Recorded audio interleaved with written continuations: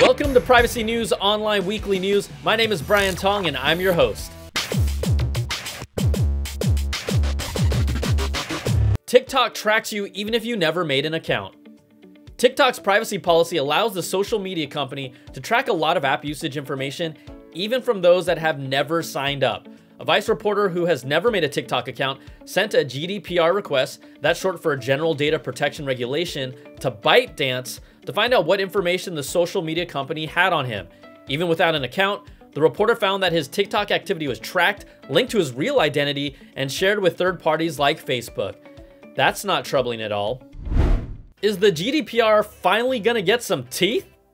Almost 3 years after the landmark privacy law in Europe, we are still left to ask the same question.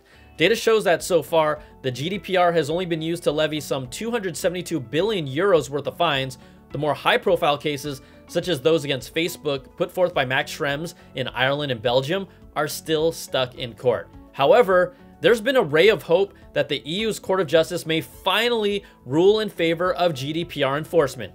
Fingers crossed. Defense Intelligence Agency gathered US smartphone location data without a warrant. The Defense Intelligence Agency is the latest government agency to admit to buying smartphone location data from data brokers without a warrant. The agency admitted to gathering location data in this manner 5 times in the last 2.5 years, and to stop this unconstitutional practice, Senator Ron Wyden has introduced legislation called the Fourth Amendment is Not for Sale Act to stop the government from continuing with this latest form of illegal search and seizure. All right, let's go to the latest cybersecurity news from Josh, our correspondent from Intego. Here's this week's top cybersecurity story, brought to you by Intego. A series of 7 vulnerabilities in a popular DNS software package enable DNS cache poisoning attacks.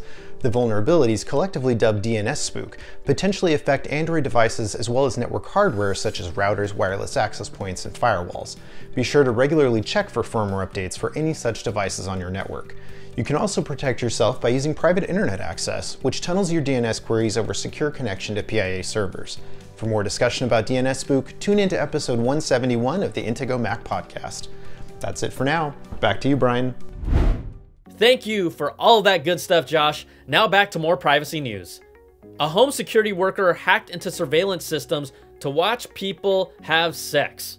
An ADT employee has pleaded guilty to spying on the most intimate moments of 220 customers. Now, over the course of several years, the defendant noted which houses had attractive women, then would grant himself access to their cameras through the company's online security system. Understandably, many of the violated customers are suing ADT for the breach of privacy. Never forget that the cloud is just somebody else's computer. Proposed bipartisan bill looks to protect Oklahomans' privacy on the internet. 2 Oklahoma state representatives have introduced a new bill that may catapult the state to having one of the country's best online privacy laws. The bill would require companies like Facebook to obtain explicit opt-in permissions before collecting personal information from users and sharing it with third parties. The 2 representatives, Democrat Colin Waukee and Republican Josh West, believe that this bill will help bring Oklahomans constitutional protections from big tech. Way to go, Oklahoma!